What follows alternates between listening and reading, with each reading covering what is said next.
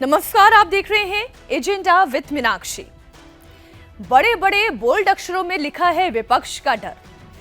लेकिन विपक्ष का डर कौन है?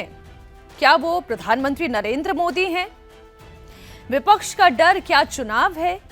विपक्ष का डर क्या जेनजी है? विपक्ष का डर आखिर है क्या? विपक्ष का डर दरअसल गृह मंत्री अमित शाह की चुप्पी है। बीते 4 दिनों से गृह मंत्री अमित शाह पार्लियामेंट तो आ रहे हैं, लेकिन सदन में नहीं आ रहे हैं। पार्लियामेंट तो पहुंच रहे हैं, लेकिन सदन की कार्रवाई में हिस्सा नहीं ले रहे हैं। राहुल गांधी अमित शाह के ऊपर आरोप पर आरोप लगाते जा रहे हैं, लेकिन अमित शाह ने चुप्पी साध रखी है।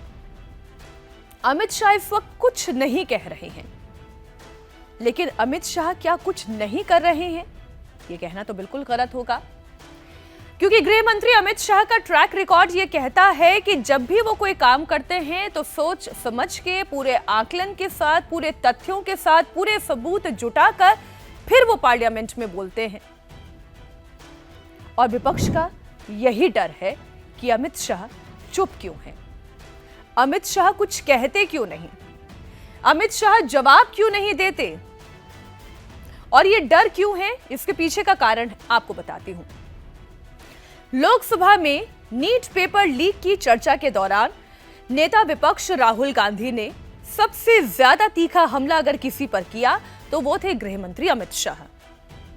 राहुल गांधी ने कहा कि छात्रों के ऊपर गन चलाई गई, छात्रों के ऊपर पैलेट गन का इस्तेमाल किया गया, छात्रों पर यह गन चलाने की परमिशन गृह मंत्री अमित शाह ने दी थी। जबकि हकीकत यह है, जो कि पार्लियामेंट में इस डिस्कशन के दौरान किरण रिजिजू ने भी कहा और जितेंद्र सिंह ने भी कहा, कि पुलिस का काम है कार्रवाई करना, और इस तरीके की किसी भी परिस्थिति में गन चलाने का आदेश या ऐसे कोई भी लीथल वेपन का आदेश ये गृह मंत्रालय की तरफ से नहीं आता है, ये सीएम की तरफ से नहीं आता है, ये पीएम की तरफ से नहीं आता है। कार्यप्रणाली जो है, जो कंडक्ट का मॉरल है, वो कहता है कि जब भी इस तरीके के प्रदर्शन होते हैं तो पुलिस चार्ज संभालती है और पुलिस के ऊपर फिर डीएम है, डीएम की तरफ से आदेश दिए जाते हैं, और डीएम नहीं है तो कलेक्टर की तरफ से आदेश दिए जाते हैं। तो राहुल गांधी ने आरोप तो लगा दिया। किरण रिजिजू ने कहा कि भाई आपको अभी इसी वक्त फ्लोर पर माफी मांगनी पड़ेगी, राहुल गांधी को अपने शब्दों को वापस लेना होगा, लेकिन राहुल गांधी नहीं माने। तो सदन के अंदर उन्होंने गृह मंत्री अमित शाह पर निशाना साधा कि छात्रों के ऊपर गन चलाने का ऑर्डर गृह मंत्री अमित शाह ने दिया। इस पर अखिलेश यादव ने राहुल गांधी को डिफेंड भी करने की कोशिश की। अखिलेश यादव ने यह कहा कि गन तो चली है और राहुल गांधी को अपनी बात पूरी करने का मौका मिलना चाहिए, क्योंकि इसकी जांच होनी चाहिए। जांच होगी तो पता चलेगा कि भाई गन किसने चलाई है, किसके कहने पर गन चलाई गई है, और पैलेट गन का इस्तेमाल हुआ है या नहीं हुआ है, इस पर जांच होनी चाहिए, ये अखिलेश यादव ने कहा। क्योंकि अखिलेश यादव संसदीय कार्यप्रणाली को और एक सांसद के तौर पर कंडक्ट क्या होना चाहिए, क्या बातें होनी चाहिए, वो इसे बहुत अच्छी तरीके से समझते हैं और आर्टिकुलेट करके अपनी बात कहते हैं। लेकिन किरण रिजिजू ने कहा अखिलेश यादव को टोकते हुए कि आप जांच की मांग कर रहे हैं, लेकिन राहुल गांधी जांच की मांग नहीं कर रहे हैं, बल्कि राहुल गांधी सीधा सीधा गृह मंत्री अमित शाह पर आरोप लगा रहे हैं कि छात्रों के ऊपर पैलेट गन और गन चलाने का ऑर्डर गृह मंत्री अमित शाह ने दिया। हंगामा हुआ और उसके बाद फिर राहुल गांधी ने अपनी बात पूरी नहीं की। उन्होंने कहा कि उन्हें संसद में बोलने का मौका नहीं दिया जा रहा है, इसलिए वो अपनी बात पूरी नहीं कर रहे हैं। जबकि सरकार की तरफ से ये कहा गया कि आप पहले अपने बयान को या तो वापस लें या फिर माफी मांगे, उसके बिना तो बात आगे नहीं बढ़ेगी। और फिर आखिरकार पेपर लीक बिल तो सदन से पास हो गया और अब राज्यसभा में डिस्कशन की टेबल पर है। लेकिन राहुल गांधी जब सदन से बाहर आए तो उन्होंने ये कहा कि 2 ही कारण हो सकते हैं। पहला कारण यह है, अब यहां पे देखिए उनका स्टेटमेंट कैसे बदला। राहुल गांधी ने फ्लोर पर आरोप लगाया, और जब आप आरोप लगाते हैं तो उसे सांसद को ऑथेंटिकेट करना होता है, जब आप यानी कि उसकी सत्यता आपको साबित करनी होती है, उसे स्थापित करना होता है। और फ्लोर पर जब आप कोई बात कहते हैं तो उसे ऑथेंटिकेट किया जाता है। ये एक सांसद के लिए आवश्यक नियम है। और अगर आप अपने कहे हुए बयान को ऑथेंटिकेट नहीं कर पाते हैं तो फिर आपके ऊपर जो भी सभा की कानूनी कार्रवाई है वो स्पीकर के पास है, वो ये कार्रवाई कर सकता है। अब राहुल गांधी सदन से बाहर आए तो उन्होंने कैसे अपनी बातों से पल्ला झाड़ लिया, और इस पर बात तो वही थी लेकिन स्टेटमेंट बदल गया। अब स्टेटमेंट क्या हो गया? राहुल गांधी ने कहा कि दो ही बातें हो सकती हैं, या तो उन्होंने गोली चलाने के आदेश दिए हैं जिस पर उनकी जिम्मेदारी बनती है, जवाबदेही बनती है, और दूसरा विकल्प यह है, यानी कि दूसरी बात यह है कि गृह मंत्री को पता ही नहीं कि पुलिस ने छात्रों के ऊपर गोली चला दी। इसका मतलब यह कि वो इनकेपेबल हैं, वो अयोग्य हैं, और दोनों ही परिस्थिति में गृह मंत्री के ऊपर जिम्मेदारी बन रही है। अब यहां पे उन्होंने फिर स्टेटमेंट चेंज कर दिया। उसके बाद फिर उन्होंने एक प्रेस कॉन्फ्रेंस भी की। राहुल गांधी कहीं ना कहीं, और यही बातें उन्होंने दोहराई, राहुल गांधी कहीं ना कहीं ये बात समझ चुके हैं कि अब उनका टारगेट देश के गृह मंत्री अमित शाह है, और अमित शाह के ऊपर इसलिए वो लगातार हमला कर रहे हैं। और डर इस बात का है कि गृह मंत्री चुप है, इसका मतलब ये है कि कोई ना कोई ऐसी बड़ी जानकारी गृह मंत्री के पास है जिसे वो फ्लोर पर रख सकते हैं। और उसके बाद फिर विपक्ष क्या करेगा? देखिए, डर तभी इंसान को लगता है जब उसके पास इंफॉर्मेशन नहीं होती, क्योंकि किसी के पास इंफॉर्मेशन होती है तो फिर वो अगली लड़ाई के लिए तैयारी करता है। इसको आसान शब्दों में बताऊं कि किसी सेना का सेनापति तब सबसे ज्यादा डिलेमा की पोजीशन में होता है या एक डर की पोजीशन में होता है जब उसे यह पता ही नहीं होता कि मेरा ओपोनेंट स्ट्रैटेजी क्या बनाएगा। जब आपको यह पता होता है कि सामने खड़े होने वाले प्रतिद्वंदी के काम करने का तरीका क्या है, उसके पास हथियार क्या क्या हैं, कैसे वो मुझ पर वार कर सकता है, तब अगला प्रतिद्वंदी भी अपनी स्ट्रैटेजी तैयार करता है। लेकिन यहां तो गृह मंत्री अमित शाह एनएसए अजीत डोवल के साथ मुलाकात कर रहे हैं, गृह सचिव के साथ मुलाकात कर रहे हैं, आईबी चीफ के साथ मुलाकात कर रहे हैं, मीटिंग पर मीटिंग होती जा रही है, इंफॉर्मेशन पर इंफॉर्मेशन गैदर होती जा रही है। लेकिन यहां राहुल गांधी को पता नहीं है